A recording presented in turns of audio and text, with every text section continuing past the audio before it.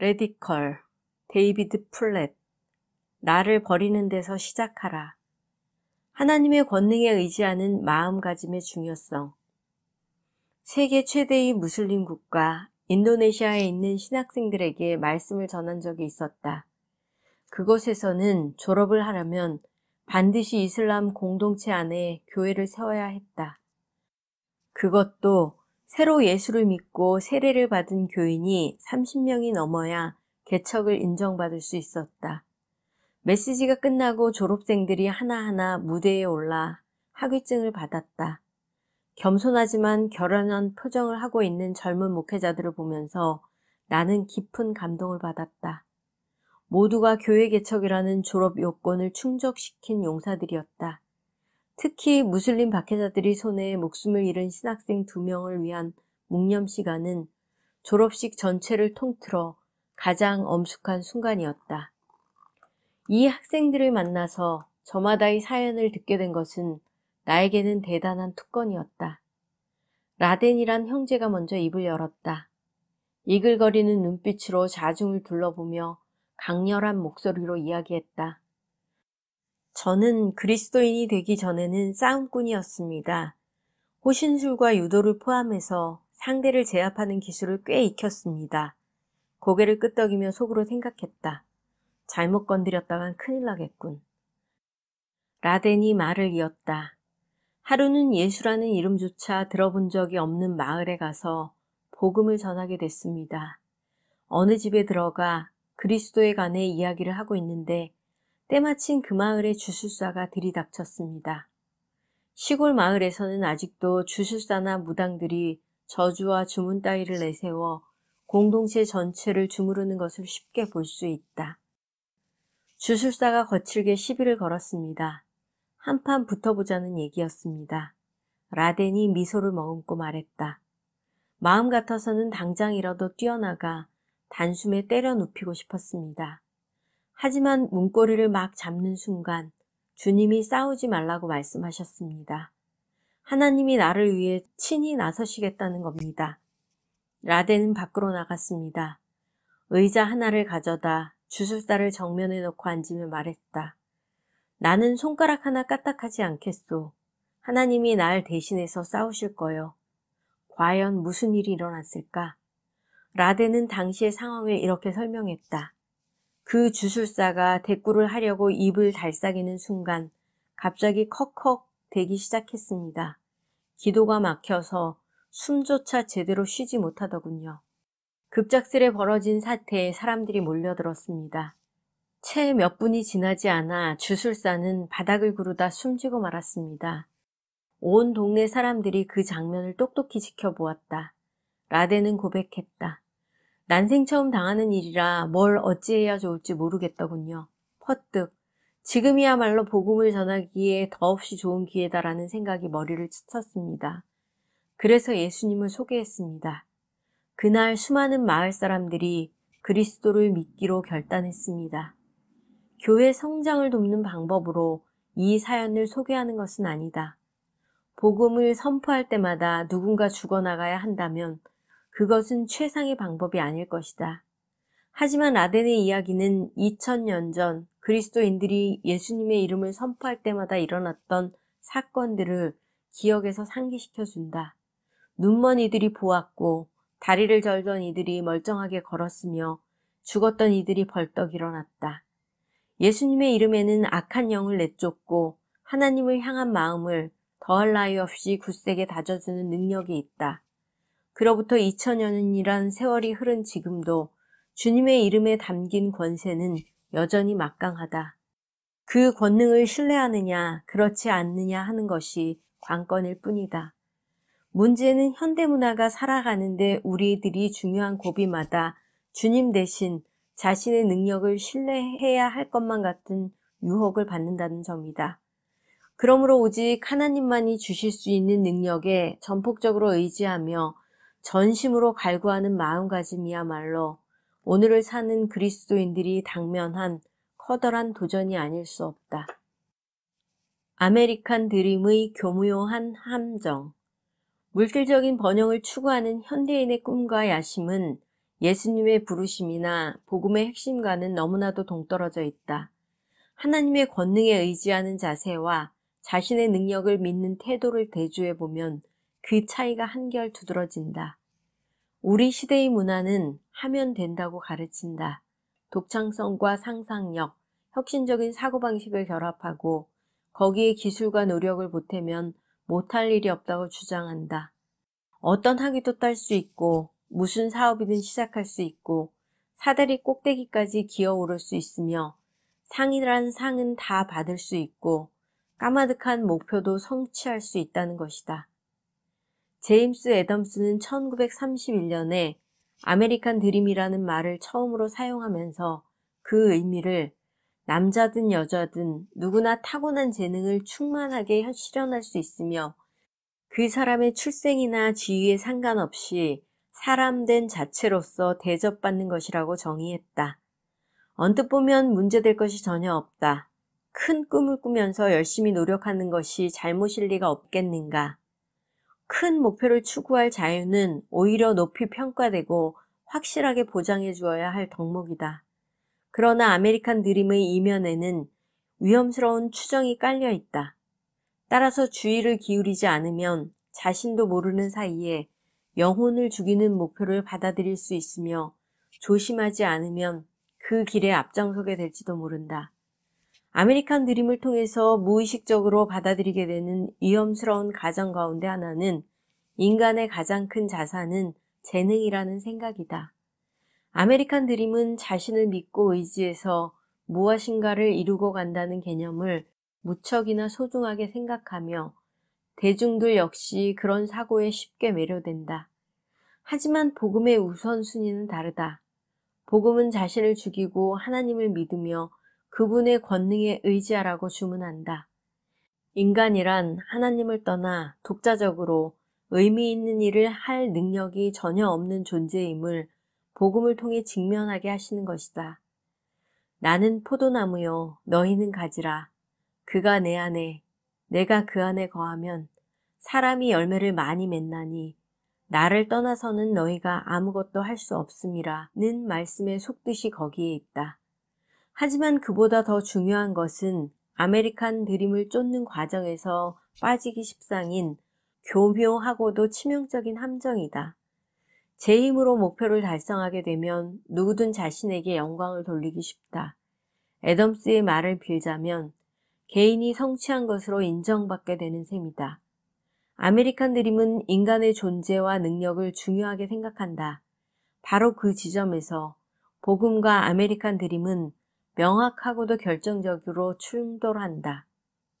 아메리칸 드림의 목표는 인간을 으뜸으로 여기는 것이지만 복음이 지향하는 것은 하나님을 높이는 데 있다. 내가 약할수록 도드라지는 하나님의 능력. 아메리칸 드림과는 정반대로 하나님은 실제로 자신의 무능력함을 자랑하는 자들을 기뻐하신다. 일부러 거룩한 백성들을 하나님의 도우심 외에는 기댈 것이 없는 막다른 상황으로 이끌어 가시기도 한다. 그런 과정을 통해서 주님은 인간으로서는 동원해 본 적이 없는, 아니 상상조차 하지 못한 특별한 방식으로 당신의 능력을 확연히 보여주신다. 결과적으로 그분의 거룩한 이름이 높이 드러나게 하시는 것이다. 거대하고 견고한 성곽으로 둘러싸인 여리고를 공략했던 여호수아의 이야기를 면밀하게 분석해보라. 사령관의 신분으로서 하나님의 백성을 이끌고 벌이는 첫 전투가 결코 녹록하지는 않았을 것이다. 눈앞에 놓인 과제를 생각하면 스스로 자격 미달이라는 생각에 잠을 설치기도 했을 것이다. 그러기에 여호수아는 눈앞에 닥친 전투를 두고 홀로 고민할 수밖에 없었다.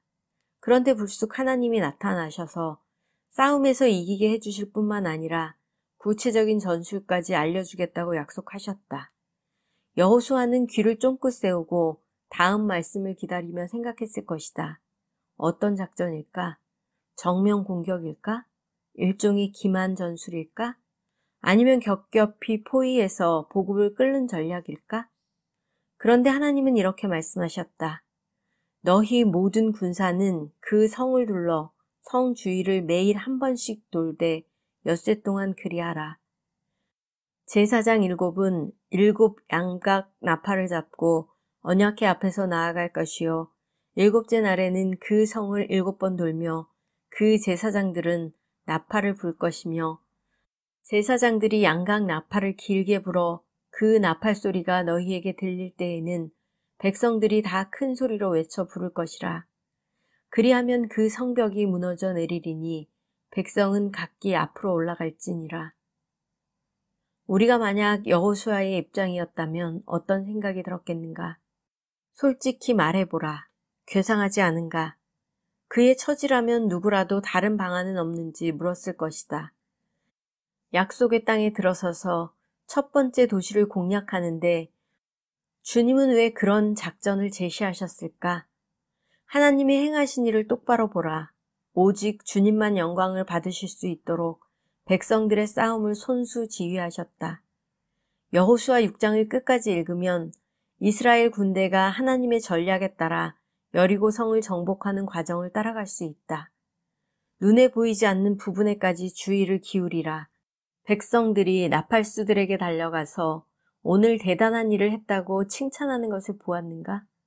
아빗의 연주 실력이 굉장하던걸? 이라거나 니므롯 어쩌면 고음 처리를 그렇게 능숙하게 할 수 있지? 라고 묻는 장면이 있었는가? 단 한 군데도 없다. 대신에 오직 하나님이 그 모든 역사를 일으켰음을 깊이 깨닫게 하는 모습뿐이다. 하나님은 이렇게 일하신다. 절박하게 주님의 권능을 구할 수밖에 없는 자리로 몰아넣은 뒤에 필요를 채워주심으로써 그분의 위대하심을 펼쳐 보이신다. 누구에게 매달려야 하나? 목회자로서 가장 마음에 걸리는 것이 바로 이 부분이다.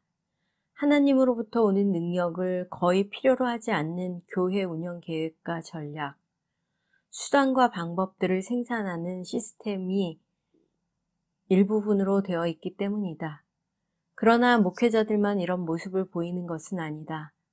걱정스러운 것은 믿는다고 하는 성도들 모두, 현대의 모든 목회자와 교인들이 인간의 능력을 강조하고 자기 이름을 드높이라는 시대적 요구를 여러 가지 방식을 통해 맹목적으로 받아들이고 있다는 것이다.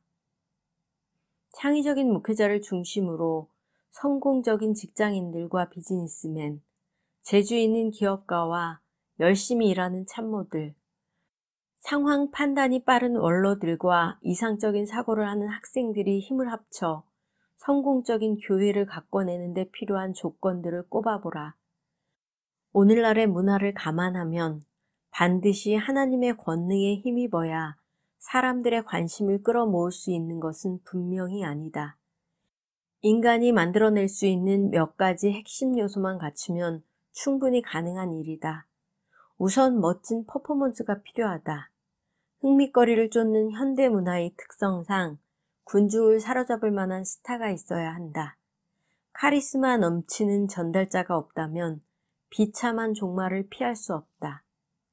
비디오로 상영하는 한이 있더라도 뛰어난 설교자를 확보하는 것이 급선무다. 기량이 뛰어난 찬양팀이 밴드와 함께 뒤를 받쳐주면 더 바랄 것이 없다. 다음은 찾아오는 군중들을 수용할 만한 공간이 있어야 한다. 그래서 너도 나도 수십, 수백억 원씩 쏟아부으면서까지 퍼포먼스를 진행할 건물을 짓는 것이다. 예배당은 어느 각도에서 보든지 매력적이고 환상적이어야 한다. 그렇지 않고서는 사람들의 문화적인 기대를 충족시킬 수 없다. 솔직히 말하면 그것이 우리의 바람이기도 하다. 마지막으로 일단 사람들을 불러들였으면 다시는 떠나지 않게 붙잡아두는 것이 중요하다. 연령과 상황별로 어린이, 청소년, 가족을 비롯해서 누구나 참석할 수 있는 최상급, 최고급 프로그램들을 마련하는 것이다. 우수한 프로그램을 돌리자면 거기에 어울리는 전문가가 반드시 있어야 한다. 예를 들어 부모가 자녀들을 교회 정문까지 데려다 주면 나머지는 어린이 사역 전문가들이 알아서 해주는 식이다. 우리는 사람들이 가정에서 직접 이런 교육을 시도하는 것을 원하지 않는다. 생략과 과장이 심하다는 것은 알지만 오늘날 성장하고 역동적이며 성공적인 교회들을 생각할 때 가장 먼저 떠올리게 되는 요소가 바로 이런 것들이 아닌가. 독창적인 메시지, 최고급 시설, 남다른 프로그램, 조직적인 교회 운영의 비법을 전수해 준다는 집회의 홍보물들이 날마다 날아와서 책상에 수북히 쌓인다. 오늘날의 그리스도인들은 신앙 공동체를 배경으로 현대 문화의 꿈과 야망을 실현해 가고 있다. 인생의 다른 영역과 마찬가지로 교회에서도 주어진 자원을 적절히 활용하고 우수한 전력을 세우기만 하면 무엇이든 마음먹은 바를 이뤄낼 수 있다고 믿는 것이다. 그러나 그처럼 퍼포먼스와 프로그램, 전문가들을 총동원한 전략에는 결정적인 하자가 있다. 하나님의 권능을 간절히 기다리는 자세가 빠진 것이다. 주님의 권세는 있으면 좋고 없어서도 그만인 사은품 정도다.